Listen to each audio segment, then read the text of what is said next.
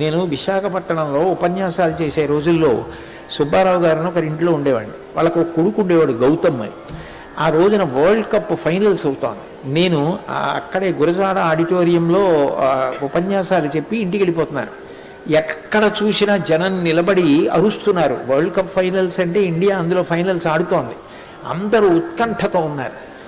నేను ఇంటికి వెళ్ళి స్నానం చేయడానికి వెడుతూ ఈ పిల్లాడిని పిలిచాను. పిల్లలకి సాధారణంగా తెలుస్తుంది కదా అని, ఏమైనా ఇవాళ వరల్డ్ కప్ ఫైనల్స్ కదా, ఇండియా పొజిషన్ ఏమిటని అడిగాను.